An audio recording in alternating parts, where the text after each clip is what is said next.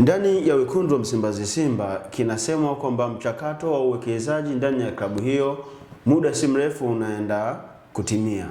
Kuna mazungumzo ya kina kati ya Mohamed Dewji na Simba Sports Club Holding Company ambao hawa ndio wamiliki wa Simba Sports Club, kuangalia ni namna gani sasa ule mchakato rasmi wa uwekezaji unaweza ukaanza. Tunapita kuangalia kwa ufupi ni namna gani sasa endapo huu mchakato utafanikiwa, ni faida gani ambazo mashabiki na wanachama wa Simba Sports Club wanaweza kuzipata kutokana na kukamilika kwa mchakato huu. Mimi Lusama Hamisi Lusama niko na Leopard John. Hii ni The Golden Boot.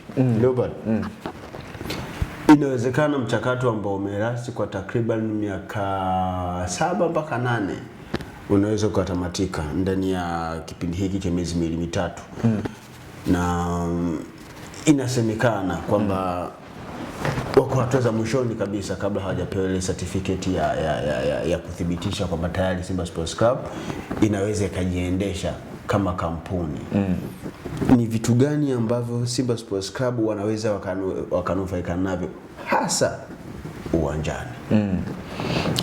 Kwanza ni katika eneo la biashara, kwa maana Young Africans, Simba itakuwa ni sehemu ya klabu ambazo zinajiendesha zenyewe kama udhamini, kwa sababu tunaangalia kwenye engo ya budget. Tumekuwa tunaona kwa maana kuna muda unafika kocha anapeleka mapendekezo kwenye eneo la uongozi kwamba anahitaji mchezaji huyu na huyu ambaye ni thamani yake ni shilingi kadhaa, lakini anaambiwa na uongozi kwamba bajeti haitoshi, kwa maana anakwenda kutafutiwa yani kama vile kopi ya yule. Kwa mfano kocha akipeleka mapendekezo anamtaka Fiston Mayele, anakwenda kuletea kopi ya Fiston Mayele ambaye pengine ni Johnson Soa ama Selemani Mwalimu.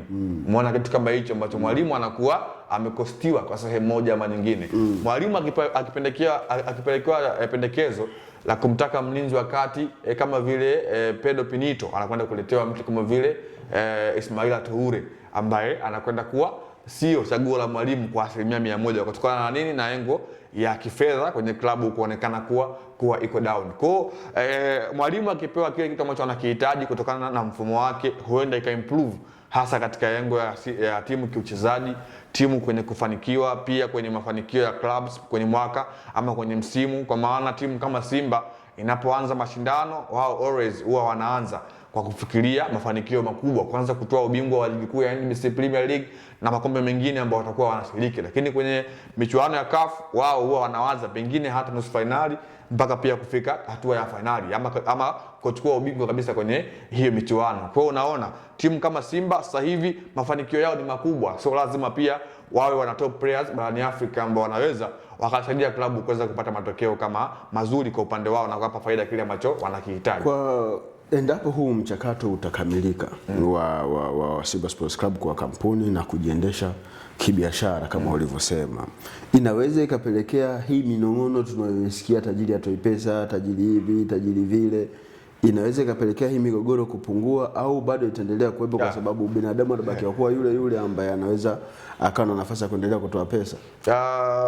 Wanasema kwamba kazi kubwa ya mdomo ni kuzungumza, so hauwezi kumzuia mtu kuzungumza. Hicho ambacho umekizungumza kwamba minong'ono juu ya mwekezaji kwamba hatoi pesa, bado itaendelea kuzungumzwa pale ambako timu itakuwa haifanyi vizuri. Kwa maana mashabiki wengi wao wamekuwa wana miemko kama ya mashabiki walivyo wengi ulimwenguni, kwa maana wao ambacho wanakihitaji ni consistency ya timu yao kwenye kila mchezo, angalau wapate matokeo mazuri. Wanasahau kwamba wao wakati wanajipanga kuna wengine ambao nao pia wanajipanga zaidi yao kuweza kwa compete, kwa sababu kwenye level ya ushindani hauwezi kufikiria tu kufunga ama kushinda kwenye kila mchezo. Lazima pia utakuwa unawaza sometimes upate sare ama ufanye nini. Ndio kama vile kwenye biashara, sisi ambao tunafanya biashara tunakuwa tunaelewa kwa sehemu moja. Unapokuwa unafanya biashara sio tu kufikiria faida muda wote. Leopard ndio wewe unafanya biashara. Sio tu kufikiria faida muda wote. Kuna muda lazima wewe utafikiria angalau kwamba kupata hasara, kwa maana ukiwa unapiga hesabu utapigia hesabu pia na zile changamoto au pia kuweza kupigia zile hasara ambazo zitajitokeza katikati mwa biashara. Kwa hiyo ndio kitu ambacho kinaendelea pia hata kwenye sekta nyingine, kwa maana sekta ya kisoka, kwa maana wakiwa wanapiga hesabu nao pia watakuwa wanafikiria, lakini minong'ono haiwezi kukosekana kama ambayo tumekuwa tunaisikia kwa hivi karibuni. Lakini kwa Simba ni hatua kubwa ambayo wameipiga kama timu nyingine kubwa ambazo zinaishi kwenye ulimwengu wa soka, kwa sababu hauwezi kuishi timu kama timu pasipokuwa taasisi. Lazima pia iwe taasisi ambayo itakuwa inajiingizia fedha yake yenyewe, kwa maana pasipo kutegemea mfuko mwingine, kwa sababu ukiangalia klabu kama National Al Ahly kwa wakati huu, ukiachilia mbali wadhamini ambao wameweka fedha pale, wafanya biashara ya mafuta, yani ile Instagram tu ya National Al Ahly yenyewe inajiuza, kwa maana kuwa miongoni ama kuwa club nambari 1 barani Afrika yenye followers wengi kwenye ukurasa wa mtandao wa Instagram. Kwa hiyo inakuwa ina create image pia kwenye klabu yenyewe, ndio ambavyo klabu kubwa zimekuwa zinaishi kwa sehemu moja ama nyingine. Kwa hiyo Simba wanaelekea huko ambako wengine walikuwa wamesha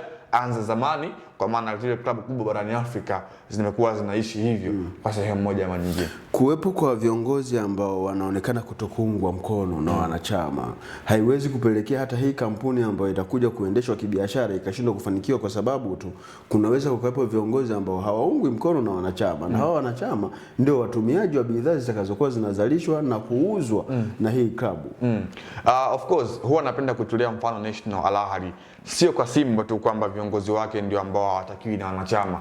Hata kwa upande wa National Al Ahly, Mahmoud Al-Khatib, kwa maana mwenyekiti wa bodi ya kurugenzi wa klabu ya National Al Ahly, kuna watu ambao hawamuungi mkono.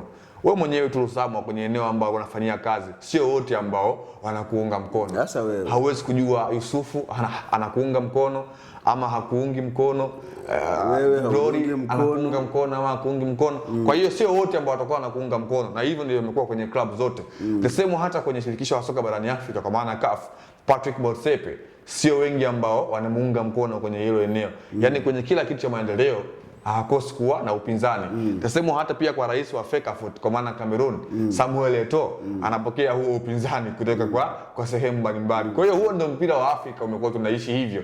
Ni kasumba za soka la Afrika na kwenye siasa pia za soka la barani Afrika. Kwa hiyo kinachoendelea kwenye klabu ya Simba ni kitu kizuri, ndio maana unaona mwenyekiti wao mwenyewe kama na Murtaza Mangungu amekuwa hana pressure kwenye hilo eneo, kwa sababu anafahamu kwamba ni sehemu ya siasa za mpira wa Afrika na yeye sio wa kwanza na sio wa mwisho kwenye kutupiwa lawama za aina hiyo. Basi moja kati ya vitu ambavyo wanasimba mnapaswa kuendelea kumuomba Mwenyezi Mungu vitimie ili mje kunufaika kama kweli mtakuwa na uongozi thabiti, ni huu mchakato wa uwekezaji kukamilika ndani ya klabu ya wekundu wa Msimbazi Simba, ili muweze kupata wachezaji wale ambao ni A-list ndani ya bara la Afrika, na zile ndoto za kuja kwa mwekezaji wenu Bwana Mohamed Dewji kuifanya Simba kuwa moja kati ya klabu kubwa barani Afrika kiuhalisia itimie, kwa maana ya kwamba Simba Sports Club siku moja waje kuwa mabingwa wa ligi ya mabingwa barani Afrika. Mimi Lusama Hamisi Lusama nilikuwa na Leopard John, nyuma ya kamera Yusufu Ramadhani Mpuma.